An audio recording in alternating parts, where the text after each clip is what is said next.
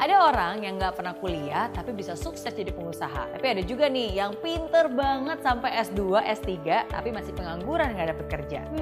Jadi syarat untuk sukses tuh sebenarnya apa sih?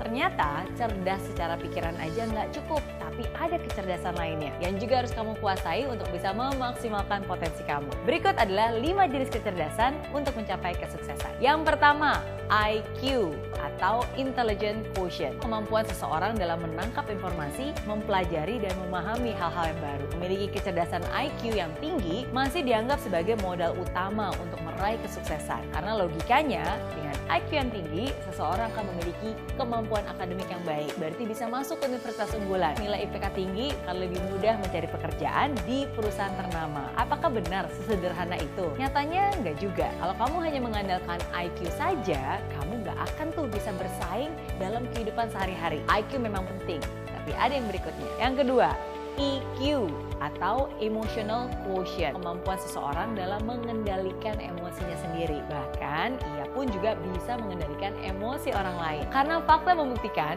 orang yang IQ-nya rendah tapi EQ-nya tinggi itu biasanya lebih sukses dibandingkan mereka yang IQ-nya tinggi tapi EQ-nya rendah. Hal ini juga terbukti nih dari riset perusahaan konsultan yang meminta direktur dari 100 perusahaan terbesar di United States untuk memberikan alasan utama kenapa mereka memecat pegawainya. Hanya 30% alasan dari mereka untuk memecat pegawainya hanya karena tidak kompeten. Sisanya, pegawai itu dipecat karena mereka nggak mampu untuk bekerja sama dengan pekerja lainnya, nggak jujur, selalu membawa aura negatif, dan juga kurang termotivasi. Well, dari hasil riset ini telah dibuktikan bahwa kecerdasan emosi lebih penting daripada sekedar kompetensi. Seorang yang memiliki kecerdasan emosional yang baik, mereka tidak akan membiarkan perasaannya menghancurkan kinerja profesionalitasnya. Ia akan tetap bekerja semaksimal mungkin meskipun sedang merasa jengkel, kecewa, atau bahkan sedih-sedihnya. Percuma punya IQ tinggi, kalau dikit-dikit ngambek nggak bisa kendalikan emosi. Orang yang mampu mengelola emosinya secara baik akan mampu mengendalikan perasaannya untuk mencapai tujuan yang diinginkannya. Memiliki IQ tinggi memang akan membantu meningkatkan kompetensi kamu, tapi punya EQ yang baik akan membuatmu bisa melangkah lebih jauh. Yang ketiga, EQ alias Adversity Quotient. Kemampuan untuk bisa menghadapi tantangan, kesulitan, masalah di dalam hidup. Jangan hanya usaha di saat muda, tapi kamu juga harus mau berproses, harus mampu berjuang di saat susah. Ada 3 tipe orang di saat dia bertemu dengan tantangan. Tipe yang pertama adalah quitter. Ketika dia melihat tantangan, belum dicoba, biasanya udah langsung menyerah. Kata-kata favoritnya, gak bisa, aduh, gak mampu, gak mungkin. Yang kedua, camper. Ciri-cirinya adalah dia selalu merasa aman di zona nyaman. Cirinya adalah orang ini suka menghindari tantangan. Jadi sebisa mungkin ya udah deh di sini aja. Udah nyaman kok, udah enak kok, nggak perlu naik lagi, nggak perlu berjuang lagi. Akhirnya stuck. Nggak bisa maju, tapi juga nggak bisa mundur. Walaupun sekalipun dia juga berusaha, ya tapi berusaha untuk bersenang-senang saja dengan usaha seadanya, semampunya, semasa masih nyaman, dan cenderung menghindar dari cobaan. Tipe yang ketiga, climber. Mereka bisa melihat harapan di balik penderitaan. Keinginan yang besar menjadikannya tidak mudah terpengaruh dengan lingkungannya. Bahkan lingkungan sekitarnya lah yang nantinya akan terpengaruh oleh sikap positifnya. Selalu memiliki kepercayaan diri yang tinggi, membuat dia bergairah untuk mencapai tujuan hidup yang lebih baik lagi. Yang namanya tantangan itu adalah makanan sehari-hari. Orang yang memiliki adversity quotient yang tinggi, dia akan bisa mengubah tantangan menjadi sebuah kesempatan. Ingat ya, kecerdasan itu memang penting, tapi ada juga yang lebih penting, yaitu kemauan. Kecerdasan kamu nggak akan bisa membawa kamu kemanapun juga kalau tidak ada niat, kalau tidak ada kemauan. Tapi sebaliknya, walaupun kamu bukan orang yang paling pintar, paling cerdas, tapi kalau kamu punya kemauan yang luar biasa, mau belajar, mau berproses, mau bangkit dari kegagalan, mau terus belajar dan mencoba, kemauan itu tuh yang nantinya akan membawa kamu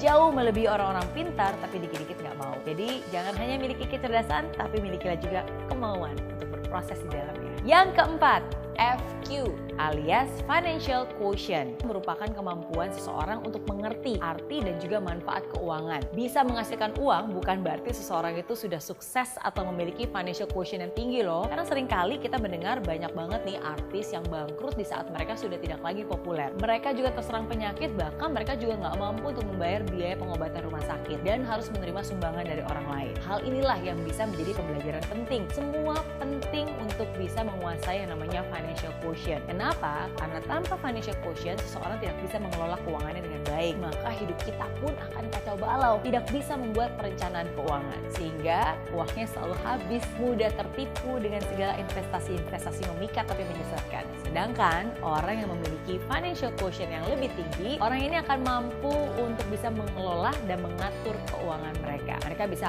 bukan hanya menghasilkan uang yang berkali-kali lipat, tapi bahkan berpuluh-puluh kali lipat karena mereka juga bisa membuat uang mereka bekerja untuk mereka. Yang kelima, SQ alias spiritual quotient merupakan tingkat kecerdasan yang tertinggi. Kecerdasan ini adalah kemampuan untuk bisa menjadi lebih bijaksana dan bisa memaknai kehidupan. Kecerdasan ini bisa melihat dan membantu kamu melihat dari sudut pandang yang lebih luas dan juga bisa menyadari pentingnya nilai-nilai kehidupan untuk selalu bersyukur akan apa yang dimiliki saat ini. Karena namanya juga hidup, ada namanya achievement, ada juga namanya fulfillment. Pernah nggak sih kamu berpikir, kenapa kamu hidup di dunia ini? Apa yang kamu bisa lakukan selama kamu masih ada di dunia ini? Apa yang membuat hidup kamu lebih bermakna? Apa yang membuat kamu lebih tenang dan bahagia dalam hidup ini? Karena bahagia itu pada akhirnya bukan hanya pencapaian, bukan hanya sukses, bukan hanya banyak uang. Tapi bahagia itu adalah bagaimana kamu bisa memaknai hidup ini. Untuk apa? Untuk siapa? Dan bagaimana kamu bisa memiliki pertanggungjawaban kepada yang di atas, Sang Pencipta. Spiritual quotient yang juga penting yang harus kamu pelajari adalah bagaimana kamu bisa mengubah ekspektasi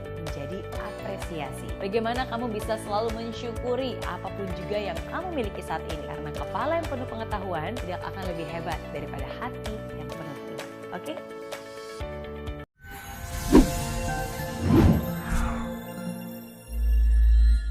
Di aplikasi Mary Riana tersedia lengkap video-video YouTube terbaru saya, artikel yang up to date, post inspirasi, koleksi merchandise, workshop dan seminar yang bisa kamu dapatkan free dan download sekarang juga gratis.